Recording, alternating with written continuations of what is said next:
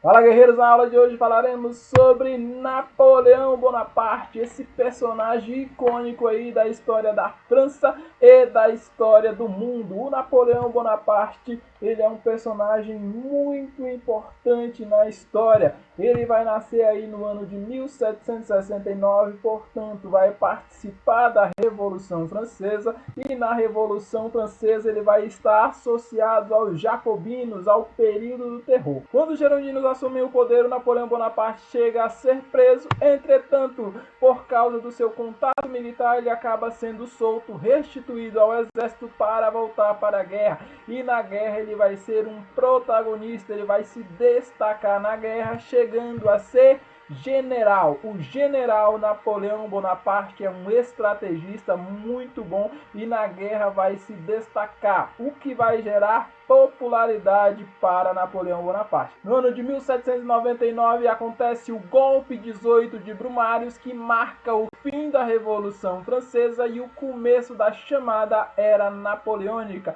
Napoleão, junto com outros dois personagens, vai se tornar cônsul. Entretanto, por causa da sua liderança, na verdade, Napoleão vai governar, relegando aí os outros dois a simples meros espectadores aí do governo. O Napoleão Bonaparte, como cônsul no período chamado de consulado, vai criar o Banco da França e vai deter a inflação que assolava a França, fazendo com que a economia melhore. Vai também criar o Código Civil, que futuramente será conhecido como Código Civil Napoleônico, que dava aí direitos e liberdades burguesas à população, e também vai ter uma proteção à propriedade privada. O Napoleão ainda vai querer o retorno da escravidão nas colônias francesas. Entretanto, isso vai gerar ainda mais revolta nas colônias. Devido à popularidade de Napoleão Bonaparte, ele acaba se autocoroando imperador. Era tradição na França desde Carlos Magno que a Igreja Católica, na figura do Papa, coroasse o imperador, que devia ficar de joelhos,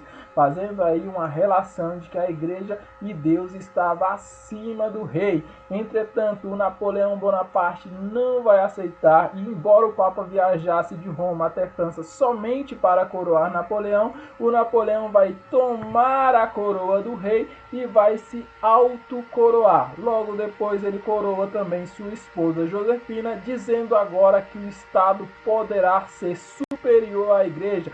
A moral católica deve ser abaixo da moral do Estado. A Igreja Católica deve servir ao Estado. Como imperador, Napoleão Bonaparte vai instituir a Inglaterra como principal inimigo e vai travar uma batalha contra a Inglaterra. Entretanto, a Inglaterra tem um poderio naval muito forte e vence Napoleão na chamada Batalha de Trafalgar. Napoleão sabe então que não vai conseguir conquistar a Inglaterra via marítima e decide conquistar a via econômica. Para isso, ele institui o bloqueio continental. Com sua força, ele diz que todos os países do continente não podem mais fazer comércio com a Grã-Bretanha. Ele proíbe os países da Europa continental de ter um contato econômico com a Grã-Bretanha. E quem não seguisse essa estipulação sofreria sanções e penas. Entretanto, a maioria dos países continentais tinham boas relações com a Grã-Bretanha, que era na época a maior potência, e logo depois vão sucessivamente romper.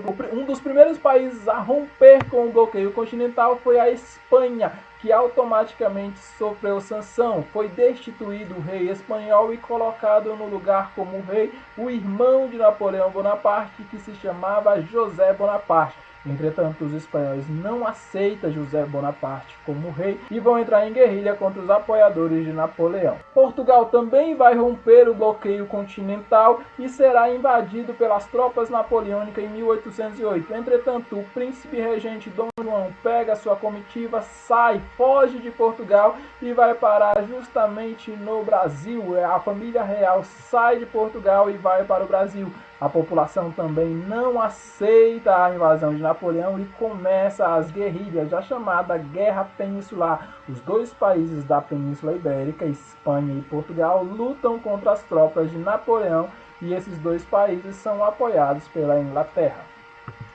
Outro país que também não vai aceitar o bloqueio continental é a Rússia, e Napoleão Bonaparte faz uma audácia invasão com mais de 600 mil homens. Ele tenta invadir a Rússia. O Napoleão Bonaparte é um estrategista, sabe que não pode invadir a Rússia no inverno devido ao seu frio, e ele decide atacar durante o verão. Entretanto, ele não contava com a tática russa chamada Tática das Terras Arrasadas.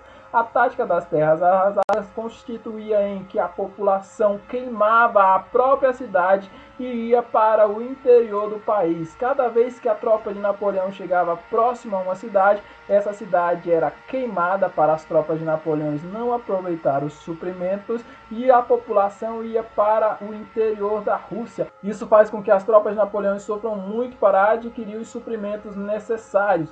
E o tempo vai passando. Com o tempo passando, chega o famoso General Frio. O inverno rigoroso da Rússia acaba dizimando o resto da tropa de Napoleão Bonaparte. Dos 600 mil homens que foram para a Rússia, apenas 100 mil voltaram, fazendo com que Napoleão ficasse enfraquecido, facilitando o trabalho dos inimigos de Napoleão, que acabam invadindo a França em 1814. Prendem Napoleão e levam ele para o exílio numa ilha chamada Ilha de Elba. Entretanto, a liderança de Napoleão ainda é muito forte. Ele consegue conquistar e convencer os soldados da prisão de que ele é um ótimo estrategista, e os soldados o levam de volta à França. Ele volta à França e é aclamado pela população. Volta novamente a ser imperador, porém vai governar apenas 100 dias. Os inimigos de Napoleão vão entrar em conflito com ele e vão derrotá-lo na chamada Batalha de Waterloo em 1815. E o Napoleão então vai ser exilado novamente, só que agora para uma ilha chamada Ilha de Santa Helena. Na Ilha de Santa Helena, o Napoleão Bonaparte vai acabar falecendo no dia 5 de maio de 1821. Entretanto, as polêmicas sobre Napoleão Bonaparte não vão ser extintas. A polêmica principal é o que teria dado a sua morte. Muitos falam que ele foi envenenado ou por sua esposa ou pelos ingleses.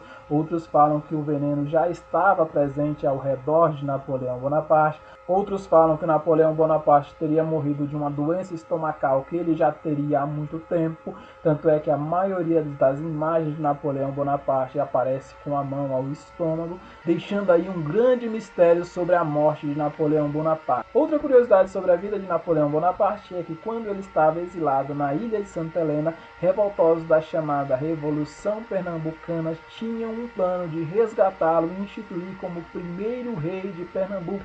Entretanto, este plano foi frustrado, não conseguiram atingir esse objetivo. Essa foi a nossa aula de hoje. Valeu!